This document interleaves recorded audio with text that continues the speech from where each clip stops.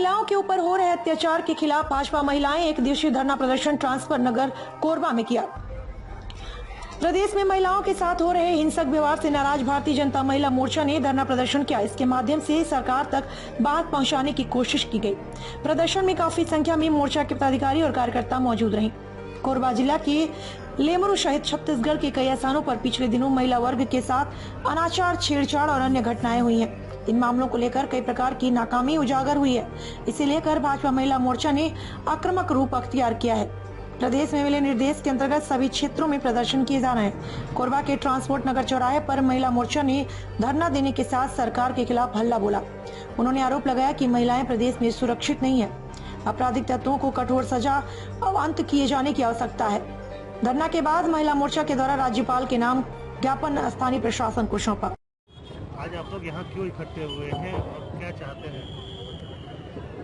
आज जो कोरबा के ट्रांसपोर्ट नगर में महिला मोर्चा द्वारा ये आंदोलन और धरना इसलिए किया गया है कि नारी उत्पीड़न और जो घटनाएं हो रही बराबर जो कोरबा परिवार के ऊपर हुआ, अन्य रोज पे आप लोगों के पेपर में हम पढ़ते हैं, एक घटना उसकी वो नहीं पाती, दूसरी घटना आती है, दूसरी तीसरे रोज का पेपर में आ रहा है। ये सारे नारी उत्पीड़न, चाहे गृह कलह हो, घरेलू हिंसा हो,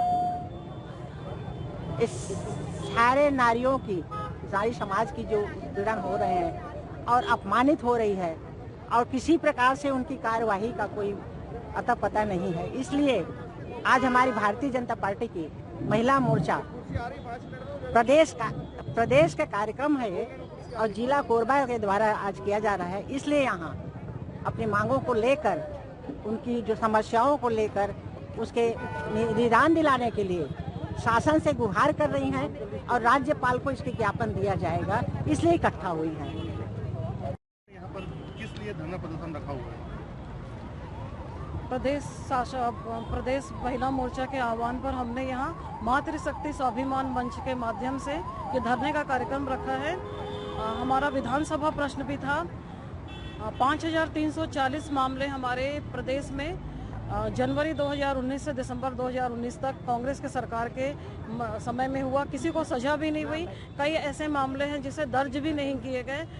और आप सभी जानते हैं कि कोरबा जिले में भी जो लेमरू में घटना घटी, सबसे पहले वहां भाजपा के लोग ही गए थे और उस घटना में भी हम लोगों ने प्रेस के भाइयों के माध्यम से सब लोगों तक पहुंचाया।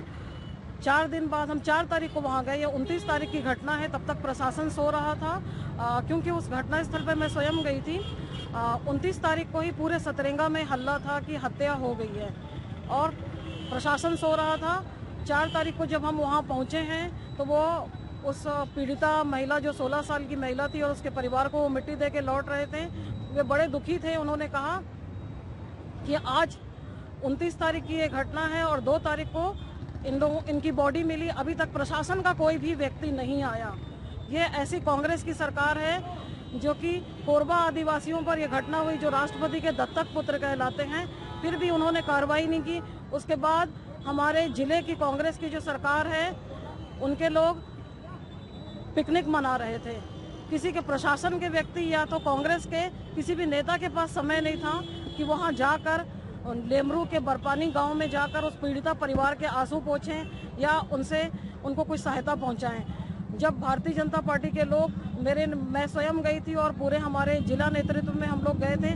जब आकर यहाँ प्रेस मीडिया में हमने ये बातें पहुंचाई, तब 3 दिन बाद वो लोग जागे और उस पीड़ित परिवार को सरकारी सहायता आदिम जाति कल्याण विभाग के माध्यम से पहुंचाई गई।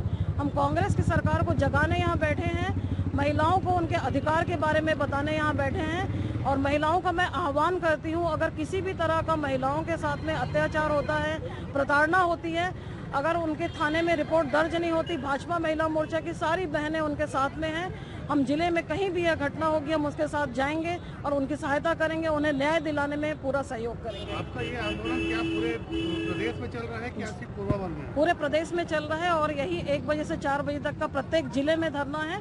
रायपुर में, दुर्ग, रायपुर 4 जिलों का धरना एक साथ है और बाकी प्रत्येक जिले में यह धरना है। इसी तरह अभी कांग्रेस सरकार है, इसी तरह चलते रहेगा तो आगे क्या रणनीति रहेगी आपको? और आगे हम मार्च के दूसरा सप्ताह में विधानसभा का घेराव करने वाले हैं। जाएंगे पूरे जिले में।